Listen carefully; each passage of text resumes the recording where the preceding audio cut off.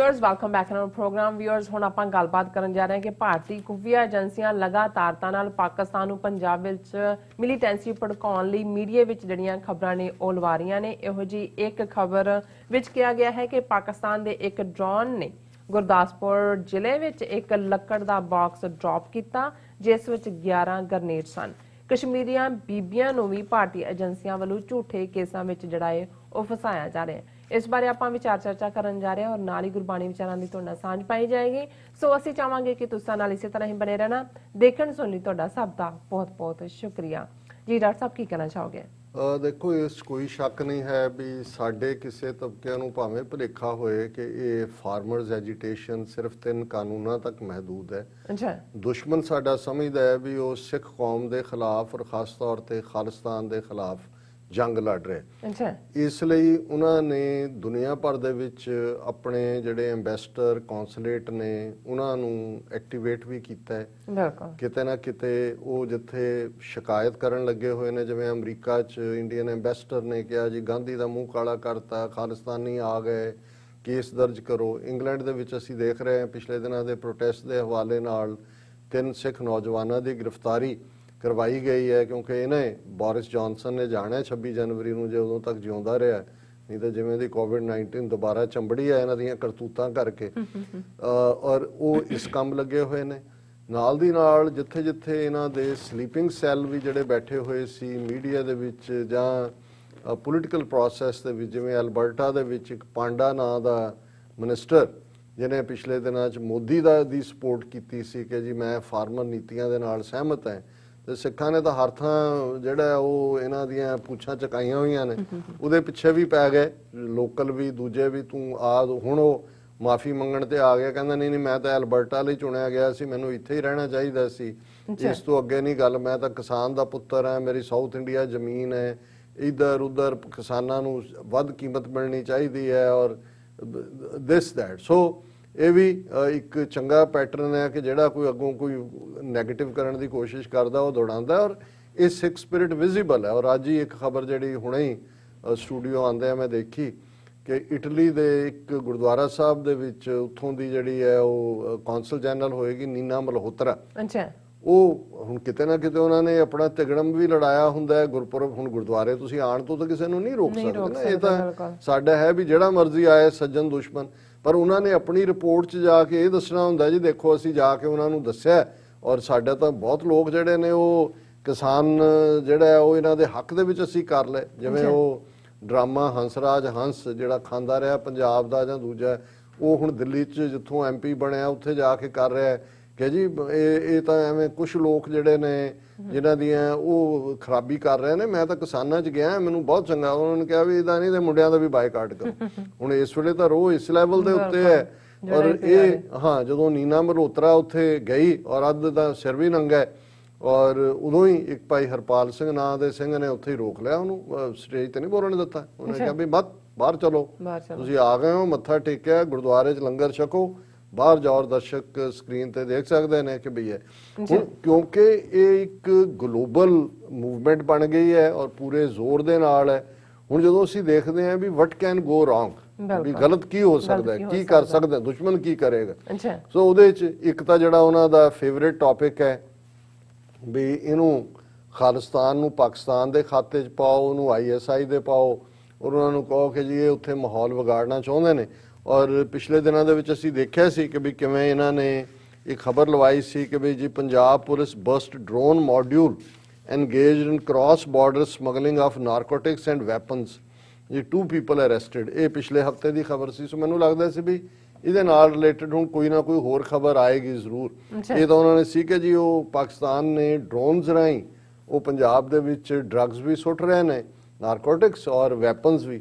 ਹੁਣ ਅੱਜ ਦੀ ਖਬਰ ਹੈ ਕਿ ਜੀ ਉਹਨਾਂ ਨੇ ਇੱਕ ਬਾਕਸ ਬਰਾਮਦ ਕੀਤਾ ਹੈ, ਡਿਸਟ੍ਰਿਕਟ ਗੁਰਦਾਸਪੁਰ ਲੱਕੜ ਦਾ ਬਾਕਸ ਹੈ ਔਰ ਉਹਦੇ 'ਚ 11 ਗ੍ਰਨੇਡ ਨੇ ਰੱਖੇ ਹੋਏ ਔਰ ਉਹਨੂੰ ਜਿਹੜਾ ਪਾਕਿਸਤਾਨ ਦੇ ਡਰੋਨ ਨੇ ਡ੍ਰੌਪ ਕੀਤਾ ਹੈ। ਭਾਈ ਜੇ ਡਰੋਨ ਨੇ ਡ੍ਰੌਪ ਕੀਤਾ ਤੁਹਾਨੂੰ ਇਹ ਵੀ ਪਤਾ ਹੈ ਡਰੋਨ ਫਿਰ ਉਹਨੂੰ ਢਾ ਲੈਂਦੇ ਡਰੋਨ ਨੂੰ ਔਰ ਉਹਨਾਂ ਨੂੰ ਜਿਹੜਾ ਹੈ ਉਹ ਤੁਸੀਂ ਇੰਨੇ ਕੁ ਵਿਕਣਯੋਗ ਲੋਕ ਹੋ ਜੇ ਭੇਜਣ ਤੇ ਹੀ ਉਹ ਆ ਜਾਣ। ਵੈਸੇ ਤਾਂ ਕਿਸੇ ਨੇ ਪਾਕਿਸਤਾਨੀ ਨੇ ਉਹ ਇਹ ਕਿਹਾ ਕਿ ਜੇ ਇੱਕ ਵਾਰੀ ਸਾਨੂੰ ਕਹਿਣ ਸਹੀ ਸਾਡੇ ਸਿੱਖ ਭਰਾ ਸੀ ਤਾਰਾਂ ਤੁਰਾਂ ਟੱਪ ਕੇ ਆ ਜਾਾਂਗੇ ਸਾਰੀਆਂ ਬਾਰਡਰ ਦੀਆਂ ਤੋੜ ਕੇ।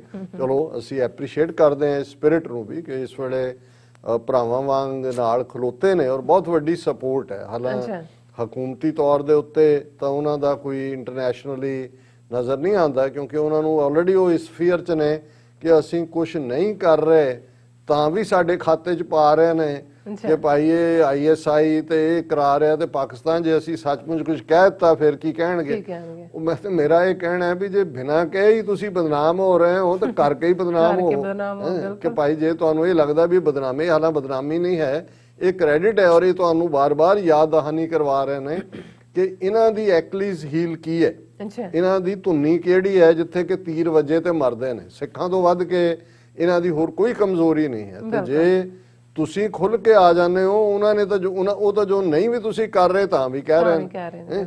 ਔਰ ਇਹ ਦੇਖਣ ਵਾਲੀ ਗੱਲ ਹੋਏਗੀ ਵੀ ਗੱਲ ਕਦੀ ਇਹ ਨਹੀਂ ਹੈ ਕਿ ਵੀ ਉਹਨਾਂ ਨੇ ਸਾਡਾ ਸ਼ਿਕੰਜਾ ਕੱਸਿਆ ਜਾਂ ਆਉਣ ਵਾਲੇ ਦਿਨਾਂ 'ਚ ਸਾਨੂੰ ਇਹ ਵੀ ਪਤਾ ਲੱਗਾ ਹੈ ਕਿ ਵੀ ਹੁਣ 17 ਦੇ ਕਰੀਬ ਤਾਂ ਉਹਨਾਂ ਨੇ ਆਲਰੇਡੀ UAPA ਦੇ ਥੱਲੇ ਬਾਹਰਲੇ ਸਿੱਖ ਜਿਹਨਾਂ 'ਚ ਸਿੱਖਸ ਫਾਰ ਜਸਟਿਸ ਦੇ ਐਕਟਿਵਿਸਟ ਨੇ, ਦੂਸਰੇ ਵੀ ਨੇ, ਉਹਨਾਂ ਨੂੰ ਬੁੱਕ ਕਰ ਲਿਆ। ਹੁਣ ਮੈਨੂੰ ਪਤਾ ਲੱਗਾ ਕਿ ਵੀ ਉਹ ਕੋਈ ਇਸ ਕਿਸਮ ਦੀ ਲਿਸਟ ਜਾਰੀ ਕਰ ਰਹੇ ਨੇ ਇੰਟਰਪੋਲ ਨੂੰ ਕਿ ਜਿਨ੍ਹਾਂ 'ਚ ਟਰੈਵਲ ਦੇ ਉੱਤੇ ਪਾਬੰਦੀ ਹੋਏ ਇੰਟਰਪੋਲ ਨੂੰ, ਉਹਦੇ 'ਚ ਲੰਬੀ ਲਿਸਟ ਹੋਏਗੀ ਕਿ ਵੀ ਇਹ ਜਿਹੜੇ ਨੇ ਇਹ ਵਾਂਟਡ ਨੇ ਔਰ ਇਹਨਾਂ ਨੂੰ ਜਿਹੜਾ ਉਹ ਸਾਡੇ ਹਵਾਲੇ ਕੀਤਾ ਜਾਏ।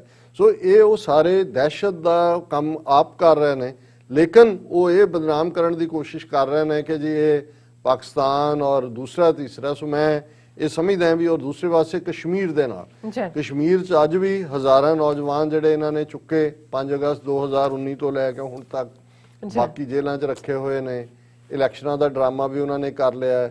ਇਹ ਜਿਹੜੇ ਫਾਰੂਕ ਅਬਦੁੱਲਾ ਜਾਂ ਮਹਿਬੂਬਾ ਮੁਫਤੀ ਮਾੜੀ ਮੋਟੀ ਆਵਾਜ਼ ਵੀ ਕੱਢਦੇ ਸੀ ਆਪਣੇ ਲੋਕਾਂ 'ਚ ਜਾ ਕੇ ਆਪਣਾ ਮੂੰਹ ਰੱਖਣ ਦੇ ਲਈ, ਕਿੰਨੇ ਕਰੋੜ ਦੀ ਪ੍ਰਾਪਰਟੀ ਫਾਰੂਕ ਅਬਦੁੱਲਾ ਦੀ ਵੀ ਅਟੈਚ ਕਰ ਲਈ ਕਿ ਜੀ ਇਹ ਇਲੀਗਲ ਕੀਤੀ ਹੋਈ ਸੀ। ਔਰ ਮੈਂ ਅੱਜ ਹੀ ਖਬਰ ਦੇਖ ਰਿਹਾ ਸੀ ਕਿ ਵੀ ਇਹ ਇੱਕ ਆਸੀਆ ਅੰਦਰਾਬੀ ਬੜੀ ਦਲੇਰ ਬੀਬੀ ਜਿਨ੍ਹਾਂ ਨੇ ਕਸ਼ਮੀਰ ਦੇ ਵਿੱਚ ਡਾਟਰਸ ਆਫ ਕਸ਼ਮੀਰ ਦੇ ਨਾਂ ਥੱਲੇ ਇੱਕ ਆਰਗੇਨਾਈਜੇਸ਼ਨ ਬਣਾਈ ਹੋਈ ਸੀ ਔਰ ਇਹ ਜੋ ਜਿਨ੍ਹਾਂ ਦੇ ਬੱਚੇ ਗਾਇਬ ਨੇ, ਜਿਨ੍ਹਾਂ ਨੂੰ ਫੇਕ ਐਨਕਾਊਂਟਰ 'ਚ ਮਾਰਿਆ, ਉਹਨਾਂ ਸਾਰਿਆਂ ਦੇ ਬਾਰੇ ਇਹ ਕਾਫੀ ਆਸੀਆ ਅੰਦਰਾਬੀ ਔਰ ਉਹਨਾਂ ਦੀਆਂ ਐਸੋਸੀਏਟ ਦੋ ਬੀਬੀਆਂ ਸੋਫੀ ਫਹਿਮੀਦਾ ਔਰ ਨਹੀਦਾ ਨਸਰੀਨ, ਇਹ ਕਾਫੀ ਐਕਟਿਵ ਸੀ ਔਰ ਇਹਨਾਂ ਦੀ organisation Dukhtaran Millat daughters of nation. ਔਰ ਅੱਜ ਦੀ ਪ੍ਰਮੁੱਖ ਖਬਰ ਹੈ court orders framing of charges against Kashmiri separatist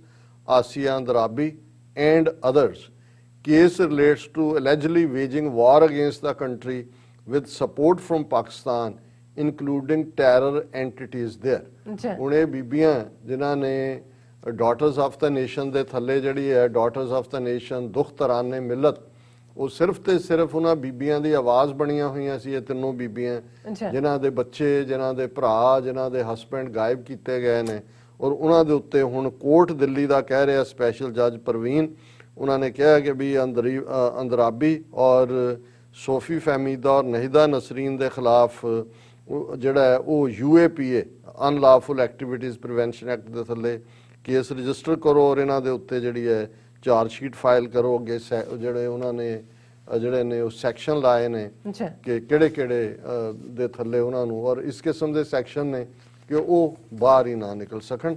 so closing ਤੋਂ ਪਹਿਲਾਂ ਅੱਜ ਅਸੀਂ ਨੌਵੇਂ ਪਾਤਸ਼ਾਹ ਗੁਰੂ ਤੇਗ ਬਹਾਦਰ ਸਾਹਿਬ ਦਾ ਰੂਹਾਨੀ ਮੈਸੇਜ ਜਿਹੜਾ ਮੋਦੀ ਦੇ ਕੰਨਾਂ 'ਚ ਵੀ ਪਾਇਆ ਗਿਆ ਜਦੋਂ ਕਿ ਉਹ ਉੱਥੇ ਪਹੁੰਚਿਆ, ਆਪਣੇ ਵੱਲੋਂ ਤਾਂ ਬੜਾ ਇੱਕ ਚੋਰਾਂ ਵਾਂਗ ਆਉਣ ਵਾਲੀ ਗੱਲ ਸੀ ਕਿ ਜੀ ਉਹਨੂੰ ਪਤਾ ਸੀ ਕਿ ਜੇ ਵਰਡ ਸਪਰੈਡ ਹੋ ਗਿਆ ਤਾਂ ਪ੍ਰੋਟੈਸਟ ਵੀ ਹੋ ਸਕਦਾ। ਜਿਵੇਂ ਉਹਨੂੰ ਅਮਿਤ ਸ਼ਾਹ ਜਦੋਂ ਗਿਆ ਉਹ ਤਾਂ ਮੋਟੂ ਪਹਿਲਾਂ ਹੀ ਨਜ਼ਰ ਆ ਗਿਆ, ਉਹਨੂੰ ਤਾਂ ਉੱਥੇ ਰੋਕ ਲਿਆ। ਜਾਂ ਉਹਨਾਂ ਦਾ ਇੱਕ ਮਿਨਿਸਟਰ ਹਰਿਆਣੇ ਦੇ ਵਿੱਚ ਗਿਆ ਗੁਰਦੁਆਰੇ, ਉੱਥੇ ਬਾਹਰ ਘੇਰ ਲਿਆ ਉਹਨੂੰ ਕਿ ਵੀ ਤੁਸੀਂ ਚੱਲੇ ਕਿੱਥੇ ਹੋ। ਔਰ ਇਹ ਸ਼ਬਦ ਹੈ ਨੌਵੇਂ ਪਾਤਸ਼ਾਹ ਦਾ ਜੈਜਾਵੰਤੀ ਰਾਗ ਦੇ ਵਿੱਚ, ਬੀਤ ਜੈ ਹੈ ਜਨਮ ਅਕਾਜ ਰੇ, ਨਿਸ ਦਿਨ ਸੁਨ ਕੇ ਪੁਰਾਨ ਸਮਝਤ ਨੈ ਰੇ ਅਜਾਨ, ਕਾਲ ਤੋਂ ਪਹੁੰਚਿਓ ਆਨ ਕਹਾਂ ਜੈ ਭਾਜ ਰੇ ਰਹਾਓ, ਅਸਥਿਰ ਜੋ ਮਾਨਿਓ ਦੇ ਸੋ ਤੋ ਤੇਰੋ ਹੋਏ ਹੈ ਖੇ, ਕਿਉਂ ਨਾ ਹਰ ਕੋ ਨਾਮ ਲੈ ਮੂਰਖ ਨਿਲਾਜ ਰੇ, ਰਾਮ ਭਗਤ ਹੀਏ ਆਨ ਛਾੜ ਦੇ ਤੈ ਮਨ ਕੋ ਮਾਨ, ਨਾਨਕ ਜਨ ਇਹ ਬਖਾਨ, ਜਗ ਮੈਂ ਬਿਰਾਜ ਰਹੇ। ਅੱਛਾ ਹੁਣ ਜਿਹੜੀ ਰਹਾਉ ਦੀ ਤੁਕ ਹੁੰਦੀ ਹੈ, ਇਹ ਸ਼ਬਦ ਦਾ ਸੈਂਟਰਲ ਪੁਆਇੰਟ ਹੁੰਦਾ ਹੈ, ਅੱਛਾ ਕੇਂਦਰੀ ਨੁਕਤਾ ਹੁੰਦਾ ਹੈ। ਔਰ ਇਹ ਇਹੀ ਹੈ ਕਿ ਭਾਈ ਹੈ ਇਨਸਾਨ, ਤੇਰੀ ਜ਼ਿੰਦਗੀ ਵਿਅਰਥ ਦੇ ਵਿੱਚ, ਫਜ਼ੂਲ ਦੇ ਵਿੱਚ ਜ਼ਾਇਆ ਹੋ ਰਹੀ ਹੈ। ਬਿਲਕੁਲ ਬੀਤ ਜੈ ਹੈ, ਬੀਤ ਜੈ ਹੈ, ਜਨਮ ਅਕਾਜ। ਕਾਜ ਹੁੰਦਾ ਹੈ ਪਰਪਸ, ਅਕਾਜ ਹੁੰਦਾ ਹੈ ਬਿਨਾਂ ਪਰਪਸ ਤੋਂ, ਕਿ ਤੂੰ ਖੇ ਖਰਾਬੀ ਦੇ ਵਿੱਚ ਰੁੱਝਿਆ ਹੋਇਆ ਹੈ, ਤੇਰੀ ਜ਼ਿੰਦਗੀ ਦਾ ਕੋਈ ਫੋਕਸ ਨਹੀਂ ਹੈ। ਅੱਛਾ ਔਰ ਫਿਰ ਨਿਸ ਦਿਨ ਸੁਣ ਕੇ ਪੁਰਾਣ ਹਿੰਦੂਆਂ ਦੇ ਜਿਹੜੇ ਨੇ ਉਹ ਗ੍ਰੰਥ ਨੇ ਜਿਨ੍ਹਾਂ ਚੋਂ ਅਵਤਾਰ ਕਨਸੈਪਟ ਨਿਕਲਦਾ ਹੈ, ਰਾਮਚੰਦਰ, ਕ੍ਰਿਸ਼ਨ, ਵਾਸਦੇਵ, ਬਲਰਾਮ, ਇਹ ਸਾਰਾ ਅਵਤਾਰਵਾਦ ਹੈ। ਨਿਸ ਦਿਨ, ਨਿਸ ਰਾਤ ਨੂੰ ਕਹਿੰਦੇ ਨੇ ਕਿ ਦਿਨੇ ਰਾਤ ਤੂੰ ਪੁਰਾਣ ਪੜ੍ਹਦਾ ਹੈ। ਅੱਛਾ ਹਿੰਦੂ ਗ੍ਰੰਥ ਪੁਰਾਣ ਜਿਹੜੇ ਨੇ ਉਹਨਾਂ ਦੇ ਵਿੱਚ ਤੇਰੀ ਆਸਥਾ ਹੈ। ਸਮਝਤ ਨ ਰੇ ਅਜਾਨ, ਪਰ ਹੇ ਮੂਰਖ ਤੂੰ ਸਮਝਿਆ ਦਾ ਕੁਝ ਹੈ ਨਹੀਂ।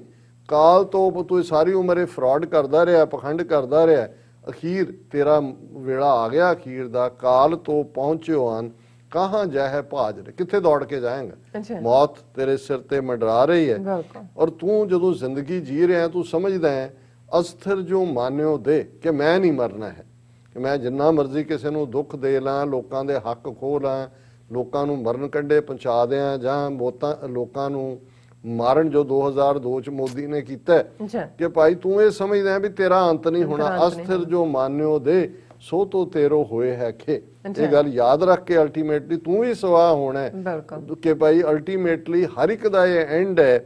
ਔਰ ਕਿਉਂ ਨਾ ਹਰ ਕੋ ਨਾਮ ਲੈ, ਮੂਰਖ ਨੇ ਲਾਜ ਰੇ, ਕਿ ਕਿਉਂ ਤੂੰ ਰੱਬ ਦਾ ਨਾਂ ਨਹੀਂ ਲੈਂਦਾ। ਰਾਮ ਭਗਤ ਹੀ ਆਨ, ਇਹ ਰਾਮ ਦਸ਼ਰਥ ਦਾ ਬੇਟਾ ਰਾਮ ਨਹੀਂ ਹੈ। ਪਹਿਲਾਂ ਪੁਰਾਣਾ ਵਾਲੇ ਰਾਮ ਦੇ ਭਗਤ ਦਾ ਭਾਂਡਾ ਫੋੜਿਆ ਵੀ ਇਹ ਪੁਰਾਣਾ ਨੂੰ ਪੜ੍ਹਨ ਵਾਲੇ ਕੀ ਕਰਦੇ ਨੇ, ਪਰ ਫਿਰ ਇਹ ਹੈ ਰਮਿਆ ਹੋਇਆ ਓਮਨੀ ਪ੍ਰੈਜ਼ੈਂਟ, ਜਿਹੜਾ ਹਰ ਇੱਕ ਦੇ ਦਿਲ 'ਚ ਵਸਦਾ ਹੈ। ਅੱਛਾ ਹੀ ਇਹ ਹੁੰਦਾ ਹੀੜਾ ਦਿਲ ਦੇ ਅੰਦਰ, ਦਿਲ ਦੇ ਅੰਦਰ, ਕਿ ਉਸ ਰਾਮ ਨੂੰ, ਉਸ ਰਮੇ ਹੋਏ ਰਾਮ ਵਾਹਿਗੁਰੂ ਨੂੰ, ਜਿਹੜਾ ਹਰ ਜ਼ਰਰੇ ਜ਼ਰਰੇ ਦੇ ਵਿੱਚ ਹੈ, ਹਰ ਇਨਸਾਨ ਦੇ ਵਿੱਚ ਹੈ, ਸਾਰੀ ਕਾਸਮੋਸ ਦੇ ਵਿੱਚ ਹੈ, ਬਨਸਪਤੀ ਦੇ ਵਿੱਚ ਹੈ, ਬ੍ਰਹਿਮੰਡ ਦੇ ਵਿੱਚ ਹੈ, ਅੱਛਾ ਸਾਰੀ ਕਾਇਨਾਤ ਦੇ ਵਿੱਚ ਹੈ। ਰਾਮ ਭਗਤ ਹੀਏ ਆਨ, ਛੋੜ ਦੇ ਤੂੰ ਮਨ, ਛਾੜ ਦੇ ਤੇ ਮਨ ਕੋ ਮਾਨ।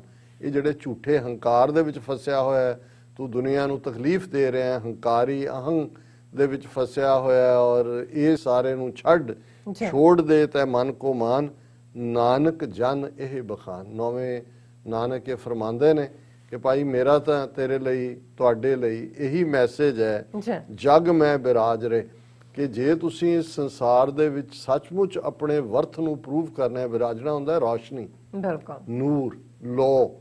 ਜੇ ਤੁਸੀਂ ਜ਼ਿੰਦਗੀ ਦੇ ਵਿੱਚ ਜ਼ਿੰਦਗੀ ਦਾ ਕੋਈ ਅਰਥ ਆਪ ਸਮਝਣਾ ਹੈ ਤੇ ਲੋਕਾਂ ਨੂੰ ਸਮਝਾਉਣਾ ਹੈ, ਤੇ ਨੌਵੇਂ ਪਾਤਸ਼ਾਹ ਕਹਿੰਦੇ ਨੇ ਕਿ ਭਾਈ ਇਹੀ ਹੈ ਕਿ ਉਸ ਰੱਬ ਦੇ ਨਾਲ ਜੁੜੋ, ਰੱਬ ਦੀ ਖਲਕਤ ਨੂੰ ਦੁਖੀ ਨਾ ਕਰੋ, ਕਿਉਂਕਿ ਖਲਕ ਮੈਂ ਖਾਲਕ, ਪੂਰ ਰਹੋ ਸਭ ਥਾਈ, ਉਹ ਸਭ ਦੇ ਵਿੱਚ ਵਸਿਆ ਹੋਇਆ ਹੈ।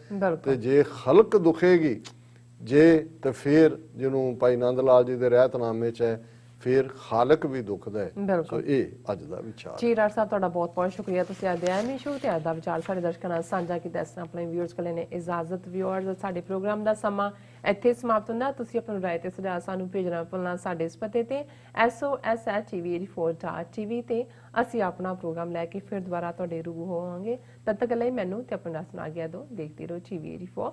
ਬੁਲਾ ਦਿਓ ਫਤਿਹ। ਵਾਹਿਗੁਰੂ ਜੀ ਕਾ ਖਾਲਸਾ, ਵਾਹਿਗੁਰੂ ਜੀ ਕੀ ਫਤਿਹ। ਰੱਬ ਰਾਖਾ।